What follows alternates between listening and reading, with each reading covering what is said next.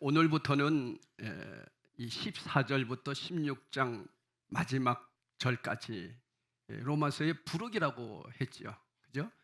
부록과 같은 그런 내용의 말씀인데, 사도 바울과 복음의 개인적인 관계, 그의 개인적인 사연, 그리고 로마 교회에 보내는 문안 인사 등이 담겨져 있는 것이 이 14절부터 16장 마지막 절까지예요. 그럼에도 로마서를 크게 구별할 때에는 교리와 윤리로 나타나 있습니다. 교리라고 하는 것은 예수는 왜 믿어야 되는지, 교회는 왜 다녀야 되는지, 이런 내용이 기록되어 있는 것이 교리예요. 그리고 윤리는 예수 믿는 사람이 어떻게 살아야 되는지 하는 것이 윤리입니다. 근데 대개 보면 교리만 가리키게 돼요. 이렇게 되면 살아가는 삶이 어떻게 사는지를 모르잖아요. 여러분도 아시다시피 우리 교회들이 사실 세상에 정말 지탄을 받고 욕을 먹는 그런 모습들이 보여요. 근데 여러분, 교회는요 원래 욕 먹는 거예요. 왜냐하면 영이 틀리기 때문에 그래요. 그런데 잘못하지 않고 욕 먹는 것, 그건 억울하잖아요. 그래도 참아야 되는 게 교회예요. 교회는, 그래서 윤리라고 하는 문제 속에서 보면 신앙생활은 참는 거고, 신앙생활은 내가 죽는 거예요. 그래서 여러분, 신앙생활 잘하는 사람은 가정에서도 아내에게 내가 죽어요, 남편에게 내가 죽어요. 그래서 행복한 가정을 이룰 수 있어요. 그것이 윤리예요.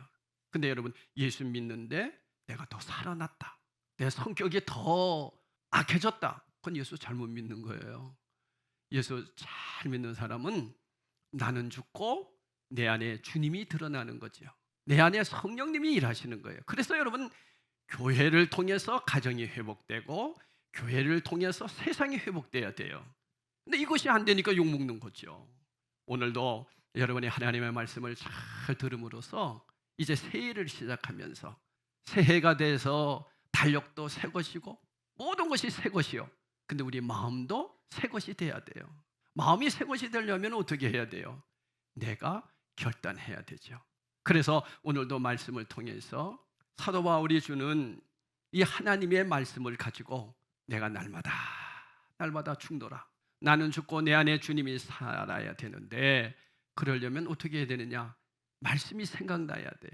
우리의 신앙생활은 무엇을 보는 게 아니에요. 우리의 신앙생활은 무엇을 경험하는 게 사실은 아니에요. 보고 경험하고 체험하는 것은 일시적인 현상에 있을 수 있는 거지요. 그런데 영원한 것은 말씀이에요. 성경 말씀. 그래서 여러분도 아시다시피 이 성경 말씀은 세상에서 제일 최고의 베스트셀러다라고 그러잖아요. 아마 모르긴 해도 교회 안 다니는 집에도 성경책 한 권씩은 있어요. 그렇게 귀한 말씀이 성경인데, 그러면 이 성경이 왜 귀하냐? 그런 내용이 교리로 로마서에 다 기록되어 있지 않아요. 자, 오늘은 이 14절에 바울이 내 형제들아 이렇게 부르고 있어요. 내 형제들아. 로마서 1장에서 나오는 13절부터 보면 로마 교회 교인들을 형제들 이렇게 얘기해요. 형제들이라는 거예요. 그래서 여러분도 아시다시피 로마 황제 네로가 크리스천들을 다 핍박하고 막 죽이고 사자굴에 집어넣고 막 그랬을 때, 저것들 봐라, 서로 형제고 자매돼, 막 그렇게 얘기했어요. 자기들끼리 형제고 자매다. 그러니까 그들은 잘못 아는 거죠, 기독교에 대해서. 왜 우리 예수 믿는 사람들은 서로 형제고 자매냐? 하나님을 뭐라고 부를 수 있으니까? 아버지라고 부를 수 있기 때문이에요. 근데 여러분, 놀라운 것은 하나님을 아버지 이렇게 부를 수 있는 것이 다 부를 수 있다는 게 아니에요. 아마 여기 계신 분 중에서도 하나님을 아버지, 뭐야? 아버지가 둘이야? 막 이렇게 얘기하는 분도 있을 거예요. 육신의 아버지가 한 분 계시고, 우리는 영의 아버지, 영원한, 육신은 흙으로 돌아가지만 영혼은 영원한 거거든요. 영원한 아버지. 그래서 육신의 아버지도 이 땅에서 끝나면 아버지가 될 수가 없잖아요. 그러나 하나님은 영원한 하나님이시기 때문에 그분을 아버지, 더 친근감 있게 부르면 아빠, 아버지 이렇게 부를 수 있는 사람들은 다 형제요 자매예요. 그래서 우리는 서로 형제님, 자매님 이렇게 부르는 거예요. 근데 네로 황제는 그걸 몰랐던 거예요. 자기들끼리 서로 형제 자매돼. 저런 못된 놈들, 그들이 그렇게 생각하면서 근친상간이다. 예수 믿는 사람들은 서로 형제고 자매가 된다. 막 그래가지고 핍박을 했었어요. 그냥 몰라서 그랬던 거죠. 그런데 바울은 한 번도 사실 로마 교회에 가본 적은 없어요. 가본 적은 없으면서도 편지를 통해서 나의 형제라고 이렇게 표현할 수 있었던 것이 얼마나 귀한지 모르죠. 자, 14절 말씀 우리 한번 읽어보겠습니다. 내 형제들아, 너희가 스스로 선함이 가득하고 모든 지식이 차서 능히 서로 고나는 자임을 나도 확신하노라. 바울은 적어도 세 가지 사실을 확신한다고 그랬어요. 첫째가 로마 교인들의 마음속에 무엇이 가득하다고요? 선함이 가득하다는 것을 알고 있었다는 거예요. 여러분, 예수 믿는 사람은 우리 안에서 늘 선함이 가득해야 돼요. 선하다는 것은 뭐예요? 착하다는 거잖아요.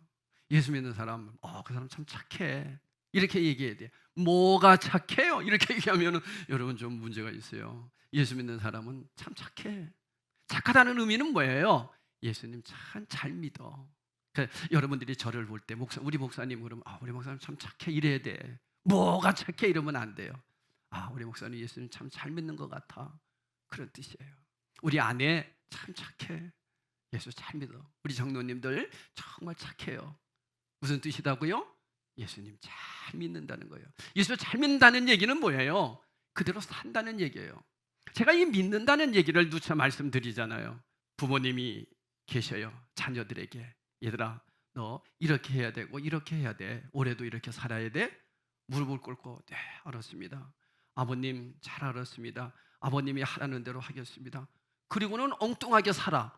그건 말씀을 잘 듣는 거예요? 안 듣는 거예요? 그건 안 듣는 거예요. 말을 잘 듣는다는 얘기는 잘 듣고, 여러분이 오늘 이 시간에 설교 말씀을 잘 듣고 그 다음 어떻게 하는 것까지라고 그래요. 그렇게 사는 것까지 말 잘 듣는 거죠. 아멘 아멘 하면 말씀은 잘 들었어. 그리고는 교회 바깥에 딱 나가는 순간부터 자기 마음대로 살아. 그 사람은 예수 잘 믿는 거예요? 잘못 믿는 거예요? 잘못 믿는 거예요. 그래서 그 사람은 착한 사람은 아니에요. 그래서 착하다라고 하는 의미는 하나님의 말씀대로 들은 대로 순종하려고 한다 하는 뜻이 있어요. 그러니까 로마 교인들이 그랬단 말이에요. 그죠? 그렇게 살으려고 했었어요. 오늘도 우리 주한이가, 손주 주한이가, 걔를 통해서 제가 오늘 설교 말씀을 하나 딱 깨달았어요. 뭐라고 그랬냐면은, 야 주한아, 너는 어른들 보면 인사 잘하고 밥 먹을 때도 꼭 기도하고 밥 먹지? 그랬어요. 그 뭐라 하는지 알아요? 어떤 때는 실수로 기도 못할 때가 있어요. 그러는 거예요. 실수로. 그래서 내가 그렇지, 실수로 못할 때도 있어. 괜찮아.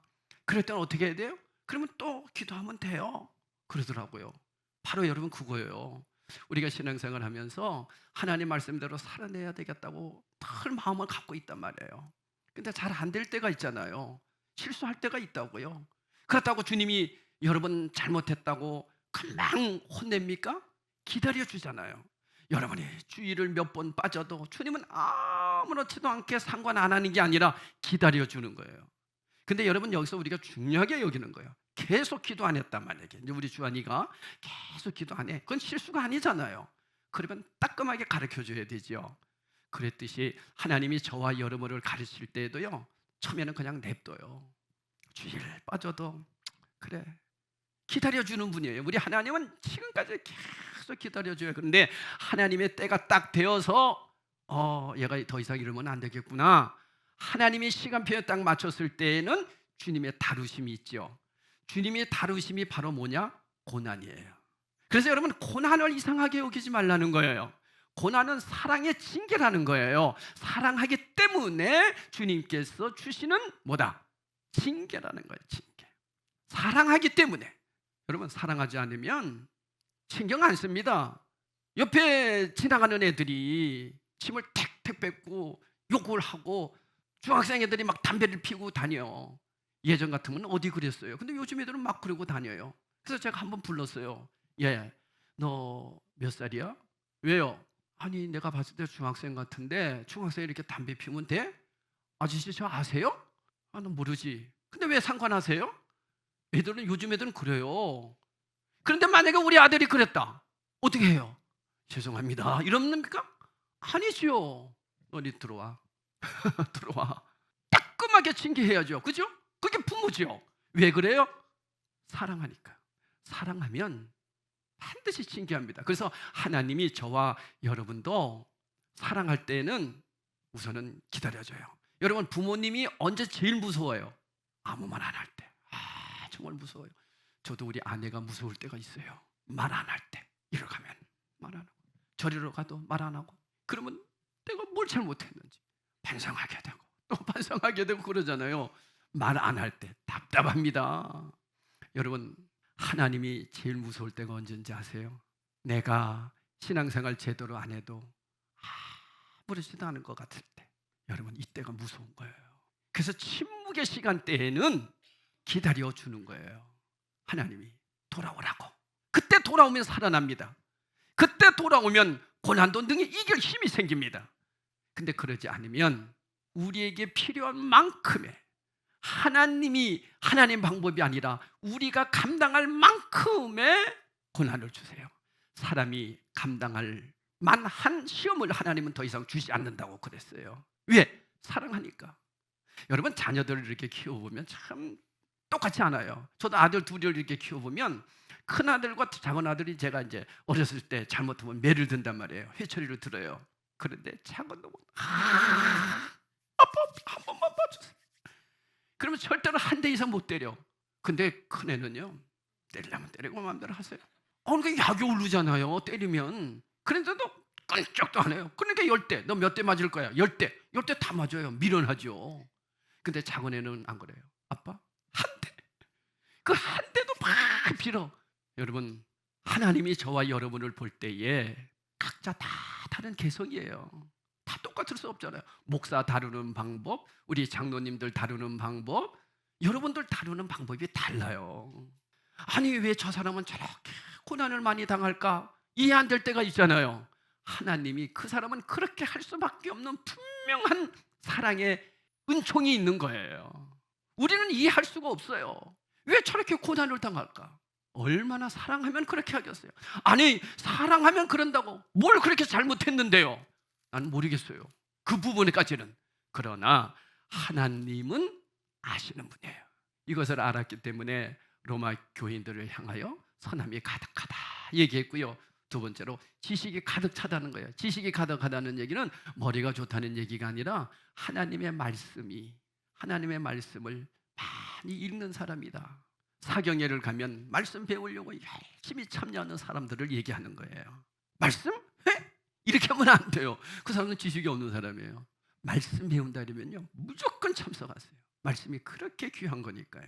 그리고 세 번째가 서로가 능력 있게 권면하고 있다 그랬어요. 그래서 권면이다라고 하는 의미는 훈계한다 그런 뜻이에요.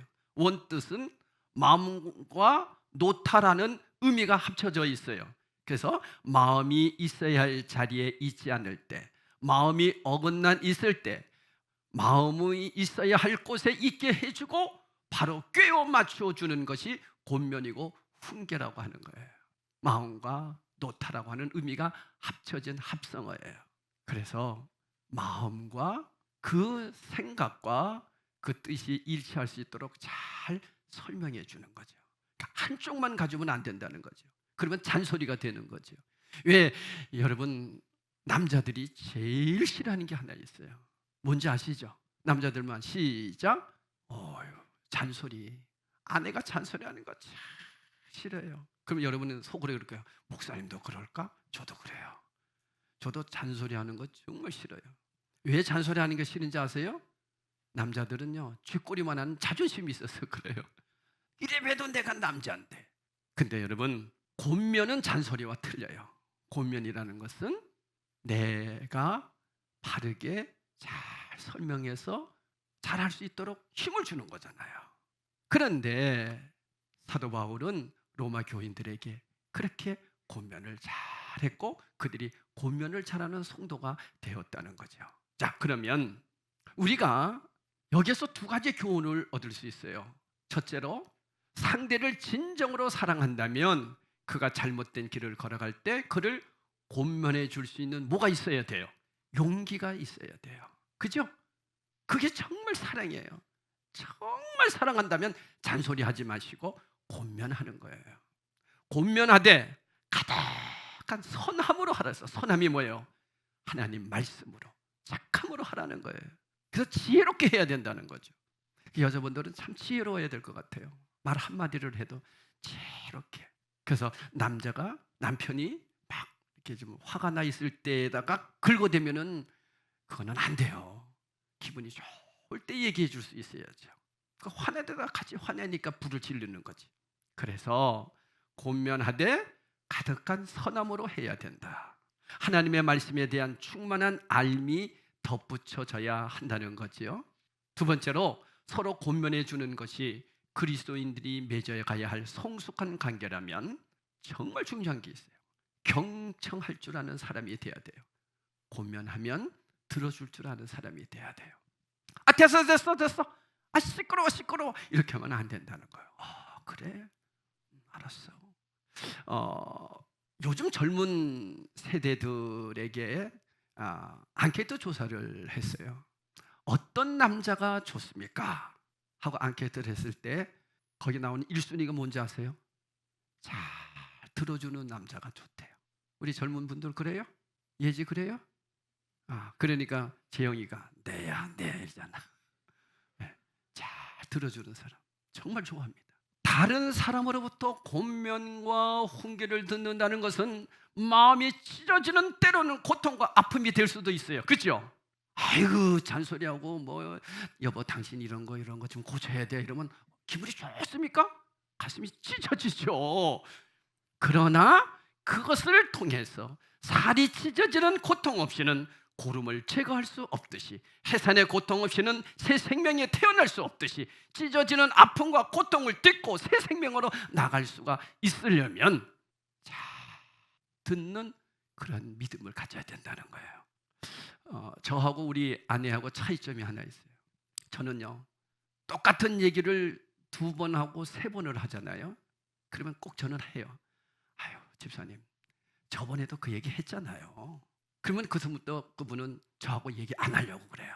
근데 저희 아내는 10번을 해도 그래요. 그래서 제가 오죽했으면 참 저 사람은 이상한 사람이라고 생각했어요. 그래서 제가 한번 물었어요. 여보, 당신은 그렇게 얘기하면은 그거 다 듣고 싶어? 그럼 어떡하래? 그분이 그렇게 얘기하고 싶어 하는데 어떡하래? 들어줘야지. 그래서 나중에 결과가 딱 나왔는데 우리 목사님은 싫고 사모님은 좋대.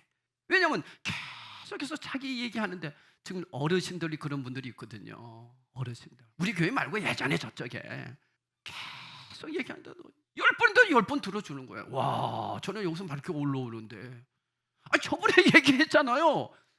그분은 그렇게 얘기해서 자기가 풀고 싶은 거예요. 그런 분들이 있거든요. 근데 저는 그걸 잘 못해요. 그러니까 여러분, 저에게는 2번, 3번 얘기하면 안 돼요. 그런데 진짜 권면하고 그분을 사랑한다면 들어줄 수 있어야 돼요. 저도 그래서 이 말씀을 통해서 그렇구나, 들어줄 수 있어야 되겠구나, 무슨 소리를 해도 들어줘야 되겠구나, 이런 깨달음도 가졌습니다. 여러분, 그리스도인은 서로 권면을 경청하는 관계를 맺어가야 돼요. 그래서 우리는 서로 형제고 자매인 거예요. 15절에 이렇게 말씀합니다. 오늘 이제 15절이 본론인데요, 우리 다 같이 한번 읽어보겠어요. 시작. 그러나 내가 너희로 다시 생각나게 하려고, 이 말씀이 중요합니다. 다시 생각나게 하려고. 시작. 하나님께서 내게 주신 은혜로 말미암아 더욱 담대히 대략 너에게 썼느니. 여기서 대략이라니까 대충 썼다 이렇게 생각하면 안 되고요. 바울은 로마 교회의 교인들이 가득한 선함과 하나님에 대한 충만한 알므로 서로 권면할 정도로 어떻게 성숙한 믿음에 있음을 확신했다는 거예요. 내가 너희로 다시 생각나게 하려고, 이 얘기는 예수 그리스도께서 누군지, 하나님께서 누구신지, 복음의 능력이 얼마나 위대한지, 진리가 무엇인지, 그리스도인으로서 어떻게 사는 것이 바른 삶인지 다시 성찰하고 잊지 말도록 하기 위해서 이 말씀을 썼다는 거예요. 그러니까 여러분, 말씀이 생각난다는 얘기는, 여러분이 설교를 듣는다는 얘기는, 그래서 예수 믿는 사람은 저렇게 살아야 되겠구나, 이걸 깨닫게 된다는 거예요. 그것이 다시 생각난다는 거예요. 여러분이 오늘 말씀을 들을 때 그렇구나, 예수 믿는 사람은 권면하고 또 잘 들어주고 경청해야 되는구나 하는 것을 깨닫게 되잖아요. 그러면 여러분 어떤 마음이 들어요? 이제 내가 그렇게 살아야지, 이런 마음이 들죠. 근데 이 마음을 누가 주시는 거라고요? 성령이 주신대요. 그래서 우리 그리스도인들이 세상 사람과 다른 부분이 하나가 있다면, 믿는 사람은 우리 안에 성령이 와 계세요. 성령이. 그래서 제가 그런 말씀 많이 드리잖아요. 이건 성경에 나와 있는 얘기는 아니에요. 무당들을 보면, 무당들이 신을 내릴 때 신내림합니다. 이제 구도할 때 보면 예수 믿는 사람이 그 자리에 딱 가면 신이 안 내려요. 아니, 신이 내릴 수가 없어요. 왜냐하면 이건 임상 실험이에요. 믿는 사람 안에는 성령님이 계세요. 그러면 성령님이 뭐예요? 거룩한 영이에요. 착한 영이에요. 쉽게 얘기하면 말씀의 영이에요. 그래서 예수 믿는 사람이 만약에 죄 짓는 세상으로 가게 되면 마음이 막 쿵탕쿵탕거리고, 막 내 마음이, 이 양심이 가책이 받고 막 그러는 것이 내가 착해서가 아니라 내 안에 누가? 성령이 나를 건드리시는 거예요. 이게 믿는 사람의 차이예요. 그러면 안 믿는 사람은 양심이 없을까요? 있어요. 근데 그들은 무슨 양심? 기준이 세상 기준이에요. 아니, 세상이 다 그러는데 뭐. 우리 믿음의 사람은 세상 기준이 아니라 말씀의 기준이에요. 성경의 기준이에요. 이게 다른 거예요. 이걸 누가 하느냐? 악한 영이 하는 거예요. 그래서 사탄이요, 얘 뱀이요, 용이더라. 성경에 나와 있잖아요. 저는 직접 체험했어요. 군대 있을 때 구단다 이래가지고 군종병으로 밑에 내려가서 구경을 했는데, 이분이 땀을 막 흘리면서 나중에는 저를 탁 쳐다보더니만은, 제발 가달래, 군인 아저씨 제발 좀 가주세요. 왜 그래요? 신이 못 내리는 거예요. 제가 얼마나 어깨에 으쓱거리고 돌아온지 아세요? 내 안에 주님이 계시구나. 그러면 여러분 중에서 이제 이런 생각해요. 정말일까? 정말 그것을 원한다면 한번 점집에 가보세요. 믿는 사람과 안 믿는 사람과 결혼을 했어요. 그러면 한 가정에서 살아. 볼 때는 똑같은 사람으로 살아. 근데 영은 달라요. 그래서 영적인 부분이 이렇게 중요해요. 그래서 한 영이 돼야 돼. 어느 가정이나 한 영이 돼야 돼. 이 영이 하나가 안 되면 서로 부딪힐 수밖에 없죠. 누가 부딪히는 거예요? 영이 부딪히는 거예요. 그래서 믿지 않는 사람이 믿음의 사람을 만나면 꼭 예수 믿어야 돼요. 근데 믿지 않는 사람으로 내가 예수 안 믿고 갔다? 갈 수가 없어요. 왜? 이미 하나님의 자녀는 주님이 어떻게 하셨어요? 너는 내 것이다. 주님이 먼저 찾아오셨잖아요. 하나님 자녀로 인쳐 주셨단 말이에요. 그렇기 때문에 절대로 못 가요. 도망 못 가요. 근데 도망가려고 해요. 하나님이 참고 계세요. 계속 기다리고 계세요. 그러다가 때가 됐을 때 혼나는 거예요. 그러니까 여러분들, 하나님 자녀 된다는 게 세상으로 봤을 땐 그냥 종교 행사, 종교 이 정도가 아니에요. 그러니까 우리가 죽은 다음에도 육신은 흙으로 가지만 영혼은 영원한 거예요. 근데 불교에서는 뭐라 그래요? 영혼은 죽으면 끝이다 이러잖아요. 그래서 무아로 돌아간다 이러잖아요. 무아. 근데 이거 가지고 포교가 안 되니까 윤회 하나 더 만들어 난 거 아니에요. 이게 불교예요. 없는 거예요. 근데 기독교는 안 그래요. 영원한 것은 영원한 거예요. 이건 사람에게만 있어요. 짐승에게는 절대로 영혼이 없어요. 근데 저는 요즘 분들이, 뭐 우리 성도들도 집에서 뭐 개들 많이 기릅니다만은, 그래서 이 개 조심해야 돼요. 제가 말 조심도 해야 되고. 근데 중요한 것은 개 보고 야 엄마 왔다 이런 얘기는 하지 마세요. 네? 야 아빠 왔다, 아이고 우리 셋째 아들, 뭐 이렇게 하지 마세요. 개는 개예요. 왜냐? 개는 애완용이고 힘들고 어려울 때 도움을 주는 그러한 애완견이지 내 자식은 될 수 없잖아요. 다시 얘기하면 짐승은 영이 없어요. 사람에게만 영이 있어요. 그래서 하나님의 형상대로 지음을 받았느니라 말씀하시는 거예요. 사람에게만 있는 거예요. 그래서 영원한 거예요. 그래서 죽은 다음에도 영원한 거예요. 죽어봤냐고요? 안 죽어봤어요. 그런데 죽으면 끝이니까. 근데 정확하게 어디에 나와 있어요? 말씀이 기록하고 있어요. 그래서 이 말씀을 깨닫고 이 말씀대로 살아냈던 사람들은 주님을 위해서 이 땅에서 믿음으로 살아낸 거예요.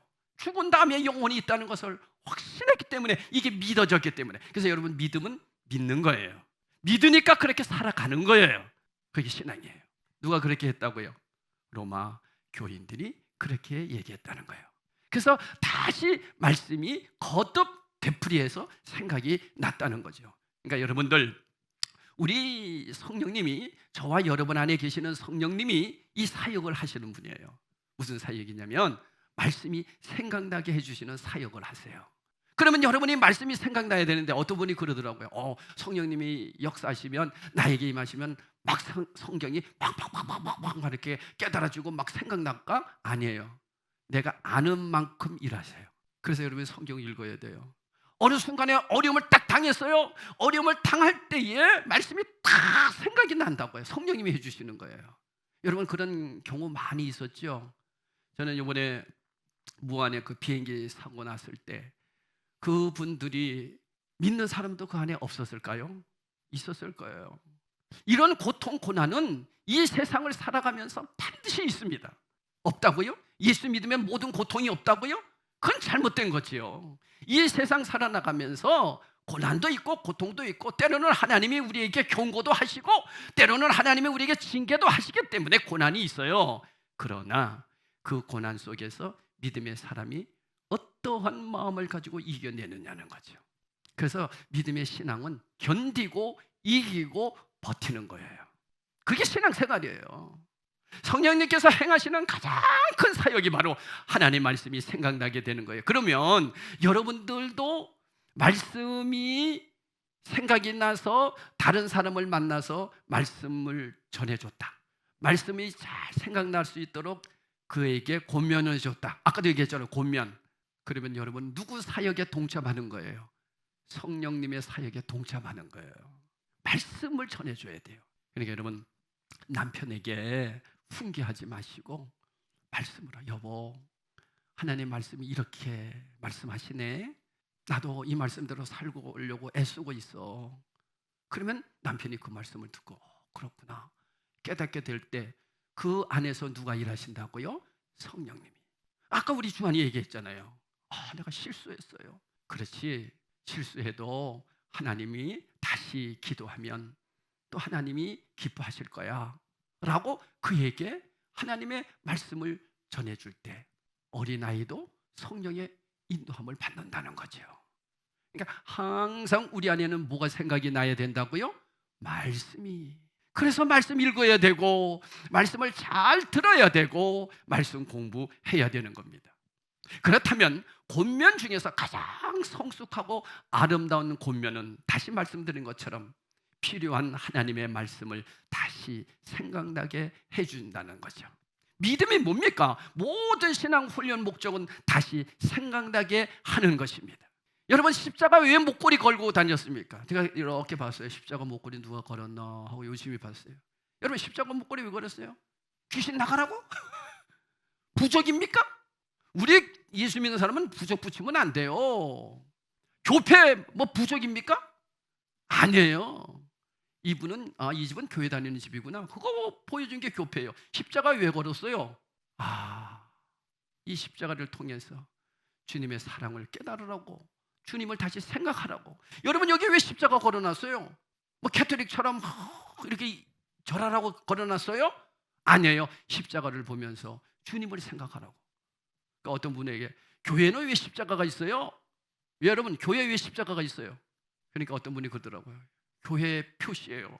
맞아요, 교회 표시예요. 그러나 그걸 보면서 주님을 생각하라고, 다시 생각하라고, 말씀이 다시 생각나라고. 그래서 여러분을 보면서 말씀이 다시 생각나라고. 할렐루야. 여러분이 예배를 드리면서 말씀이 다시 생각나라고. 그래서 성령의 인도함을 받으라고. 그것을 주님이 우리에게 주신 거예요. 서산에 해가 떨어지면 그 다음날 그 해는 다시 솟아오릅니다. 한 날이 지나가면 어김없이 또 한 날이 돌아옵니다.